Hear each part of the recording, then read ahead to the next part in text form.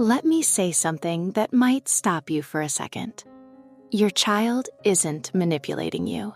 They're not being clever. They're not trying to control you. They're overwhelmed. But in the moment, when they're crying louder, asking again after you said no, melting down right when you're already exhausted, it feels manipulative. It feels intentional. It feels like they're pushing your buttons on purpose. And that feeling is exactly what makes so many loving parents start doubting themselves. Am I being played? Should I give in or stay firm? Why does this always happen with me? Here's the truth most of us were never taught. Manipulation requires emotional control. Children don't have that yet. What you're seeing isn't strategy. It's a nervous system that's overloaded and doesn't know how to come back down. Today, we're shifting the lens, not to excuse behavior, but to understand it. Because when you understand what's really happening inside your child, your response changes. And suddenly, it feels less like a power struggle and more like guidance. Dysregulation doesn't always look like screaming or throwing things. Sometimes it's clinginess. Sometimes it's refusal. Sometimes it's a child who suddenly can't handle something they managed just fine yesterday. Picture this. Your 4-year-old asks for a snack right before dinner. You calmly say no. They ask again. You explain why. They cry louder, then scream, then collapse on the floor. In that moment, it looks like they're escalating on purpose, trying to wear you down. But here's what's actually happening. A dysregulated child isn't thinking. Their brain is reacting. The part of the brain that plans, reasons, and manipulates is simply offline. Instead, the body is in survival mode: fight, flight, or freeze. So when your child repeats the same demand, or escalates when you hold a boundary, or falls apart over something small, that's not manipulation. That's a system saying, I'm flooded and I don't feel safe yet. From the outside, dysregulation feels personal. The timing is terrible.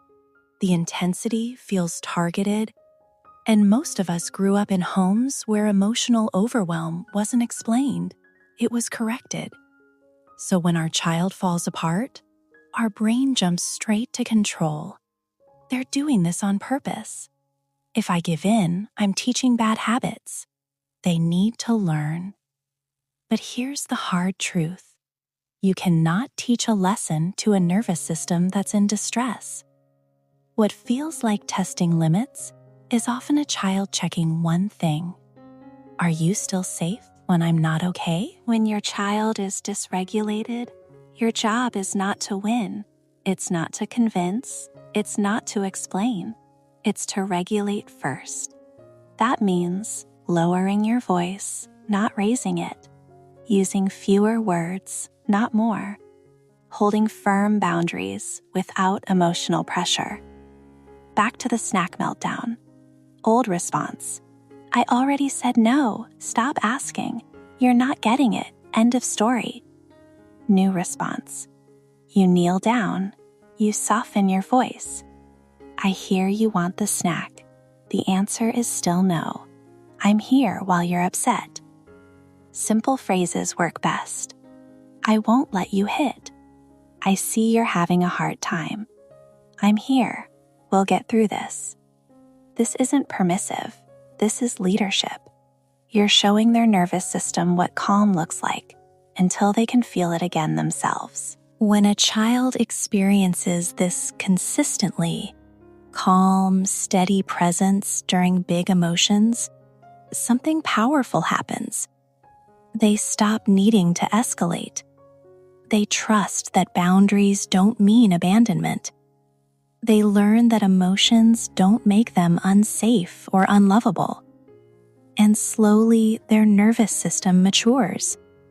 Not because they were punished into obedience, but because they were guided through overwhelm. That's how regulation is built. Not through fear, through safety. Again and again. Next time it feels like manipulation, Pause. Ask yourself a different question.